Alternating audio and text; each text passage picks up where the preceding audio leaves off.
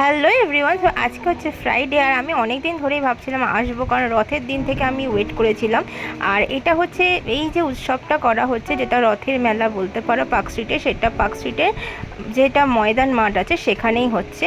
আর এখানে দেখতেই পাবে মন্দির ভীষণ সুন্দর করা হয়েছে, যেমন দুর্গাপুজো আমাদের সেলিব্রেট করা হয় সেভাবেই করা হয়েছে, অপূর্ব সুন্দর।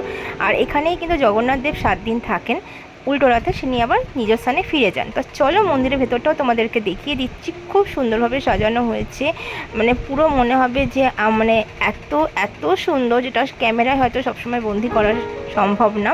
তো এই যে উৎসবটা হয়, এটা অ্যাকচুয়ালি হয় ইস্কনের তরফ থেকে, যেটা আপনাদের আছে ইস্কন, কলকাতার ইস্কন, সেখান থেকেই সেখানকার জগন্নাথ দেবী এখানে এসে থাকেন। আর দেখতেই পাবে খুব সুন্দর সাজানো হয়েছিল, জগন্নাথ দেবকেও খুব সুন্দর লাগছিল। আর এখানে আমি মানে নিজেকে ব্লেস মনে করছি যে এতদিন পর আমি সেটার দর্শন করতে পেরেছি। আর সবাই এখানে করতালি আর হাত উলুধ্বনি দিয়ে তাকে আহ্বান করছিলেন, সেটাও খুব দেখার মতন। তো অবশ্যই পারলে উল্টো রথের আগে এসো। আজকের মতন টাটা।